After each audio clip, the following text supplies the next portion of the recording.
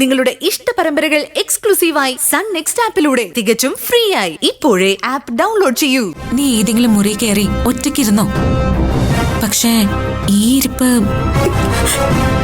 ദർശനെ, കുറച്ചു നേരം ശ്രേയ ഇവിടെ ഇരുന്നോട്ടെ. ഇവിടുന്ന് ആരും ശ്രേയ പിടിച്ചോണ്ട് പോവില്ല. പക്ഷേ ശ്രേയ ഒരു കാര്യം മനസ്സിലാക്കണം. എന്തൊക്കെ ചെയ്തിട്ടും എന്നെ കൊല്ലാൻ വരെ ആളയച്ചിട്ട് പോലും നിന്റെ അമ്മയോട് ക്ഷമിച്ചവരാ ഞങ്ങള്.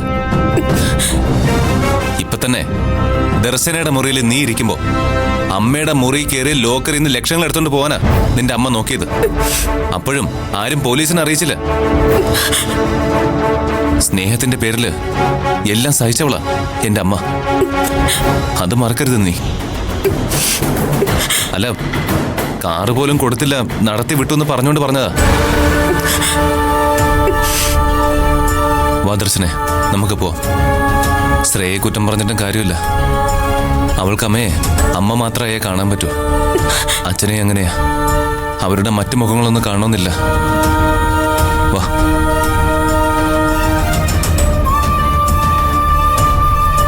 ശ്രേയ, ആ സമയത്ത് ഗർഭിണികൾ ഒറ്റയ്ക്ക് ഇങ്ങനെ മഞ്ഞത്തിരിക്കുന്നത് അത്ര നല്ലതല്ല, പ്രത്യേകിച്ച് തുടക്ക സമയത്ത്.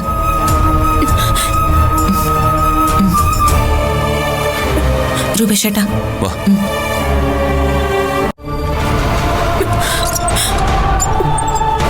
രൂപേഷേട്ടാ, ഇപ്പൊ ശ്രേയയുടെ അടുത്തിരിക്കാൻ പറ്റിയ ആള് നിഖില.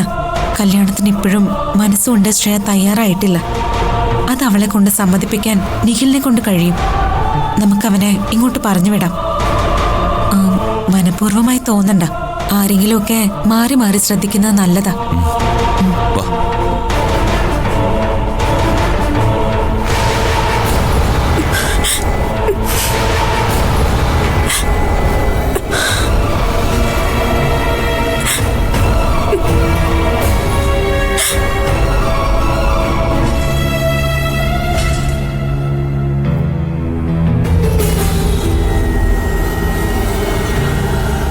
സത്യത്തിലിപ്പോ അമ്മ ചെയ്യേണ്ട കാര്യങ്ങളാ ദർശനം ചെയ്തുകൊണ്ടിരിക്കുന്നത്.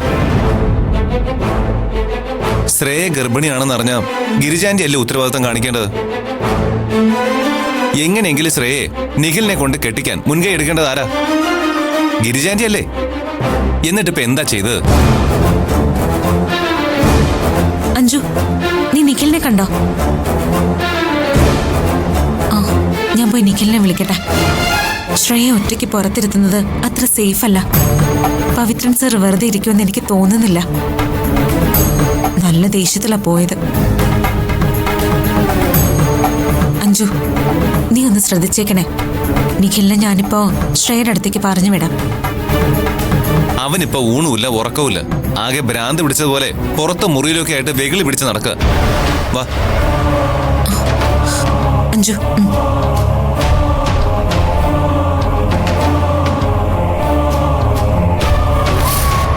ഇല്ലടാ, ഇന്നൊരു രാത്രി കൂടി നീ എനിക്ക് വേണ്ടി ക്ഷമിച്ചേ പറ്റൂ. ഡാ, വെളുപ്പിനെ നമുക്ക് പോവാം. ഏത് നിമിഷവും ഞാൻ വിളിക്കും. നീ എൻ്റെ കോള് പ്രതീക്ഷിച്ചോണം. ഡാ, ഉറങ്ങിക്കളയല്ലേ. ഡാ, ഞാൻ വിളിച്ചൊരു 10 മിനിറ്റ് കൊണ്ട് ഇവിടെ എത്തുന്ന രീതിയിൽ നീ എത്തണം. മനസ്സിലായില്ലേ? നീ ഈ പാതിരാത്രിയിൽ ആരോട് ഉറങ്ങണ്ടെന്നൊക്കെ പറയുന്നത്? ശ്രേയോടാണോ?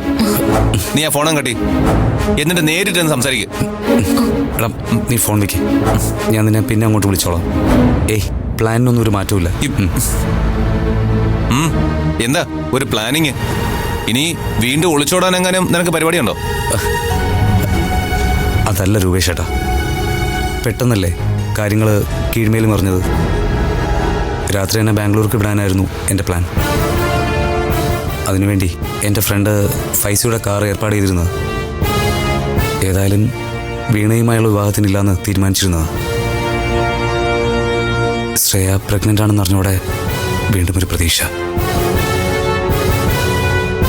പിന്നെ വല്യമ്മ ഞാനും ശ്രേയയുമായിട്ടുള്ള വിവാഹം നടത്തി തരാമെന്ന് പറഞ്ഞപ്പോൾ പ്രതീക്ഷ കൂടി.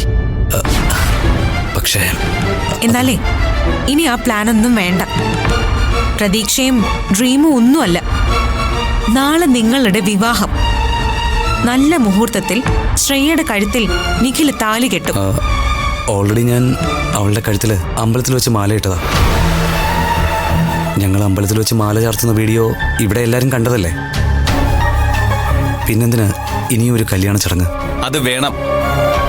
ബന്ധുക്കളൊക്കെ വിളിച്ചു വരുത്തിയിട്ടേ മരുവത്തൂരിലെ കല്യാണം മുടങ്ങിയെന്നുള്ള പേര് ദോഷം ഇനിയും കേൾപ്പിക്കണോ? വീണയും അപ്പച്ചിയൊക്കെ വീട്ടിൽ നിന്ന് ഇറങ്ങിപ്പോയത് നീ അറിഞ്ഞില്ലേ? അവരിറങ്ങിപ്പോയപ്പോൾ ബസ് സ്റ്റാൻഡിൽ കൊണ്ടുവിട്ടത് ഞാനല്ലേ. പരമാവധി ഞാൻ അവരെ പിന്തിരിപ്പിക്കാൻ നോക്കിയതാ, കേട്ടില്ല. വീണ ഇവിടുന്ന് മാറി നിൽക്കുന്നതാ തൽക്കാലത്തേക്ക് നല്ലത്. ഞാനതുകൊണ്ടാ നിർബന്ധിക്കാതിരുന്നത്.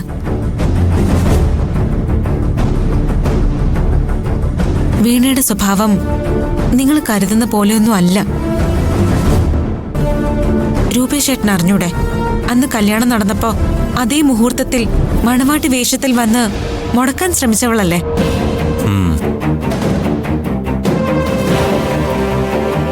നാളെയും എന്തെങ്കിലും കൊനിഷ്ട് അവൾ ഒപ്പിക്കും, തീർച്ചയാ.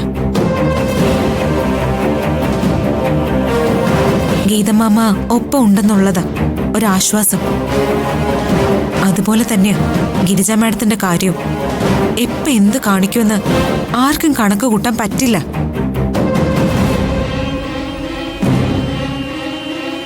നാളത്തെ താലികെട്ട് നടന്നു കിട്ടിയ ഭാഗ്യം. ഗിരിജ മാഡവും അടങ്ങിയിരിക്കില്ല. അതാ എന്റെ പേടി. താഴെ ലോണിൽ ഊഞ്ഞാൽ കസേരയിൽ ശ്രേയ തനിച്ചിരിക്കുക. അവളോട് ഒറ്റയ്ക്ക് അവിടെ ഇരിക്കരുതെന്ന് രൂപേഷേട്ടൻ പറഞ്ഞതാ. അവൾ കേട്ടില്ല. കുറച്ചു നേരം തനിച്ചിരിക്കണം പോലും. ഏതായാലും അവളെ തനിച്ചിരുത്തുന്നത് അത്ര പന്തിയല്ല. നിഖിൽ അങ്ങോട്ട് ചെല്ല. ആ അതെ, പവിത്ര ഞങ്ങൾ ചിലപ്പോ തിരിച്ചു വന്ന് അവളോട് സംസാരിച്ചാലേ ശ്രേയയുടെ മനസ്സ് മാറാവുന്നതേ ഉള്ളൂ. അത് മാത്രമല്ല, നിഖിലുമായിട്ടുള്ള കല്യാണം ശ്രേയയ്ക്ക് പൂർണ്ണമായിട്ടും ഉൾക്കൊള്ളാൻ കഴിഞ്ഞിട്ടില്ല. അച്ഛനും അമ്മയും വഴക്കിട്ട് പോയപ്പോ അവൾക്കൊപ്പം പോണമെന്ന് ഒരു തോന്നലൊക്കെ ഉണ്ടായിരുന്നു. ഞാൻ എന്ത് പറയുമെന്നുള്ള കൺഫ്യൂഷനില്ല ശ്രേയ. മരിക്കാൻ പോയ അവളെ ഇങ്ങോട്ട് കൂട്ടിക്കൊണ്ടു വന്നതിന്റെ പാട് എനിക്ക് മാത്രമേ അറിയൂ. നിഖിൽ ചെല്ല്. പഴയ മധുരസ്മരണകളൊക്കെ എടുത്ത് അവളെ മൂട് മാറ്റി കൊണ്ടുവരാൻ നിഖിലിനെ പറ്റൂ. അല്ലെങ്കിൽ വേണമെങ്കിൽ ഒരു പ്രേമഗാനം കൂടി പാട്. ഈ മാനസമൈനേ വരൂ, മധുരം നുള്ളി തരൂ. പറ്റിയ പാട്ട്. അതൊരു വിരഹഗാനമാ രൂപേഷേട്ടാ. നിഖിലേ, നീ ചെല്ല്. വാ നടക്കങ്ങോട്ട്.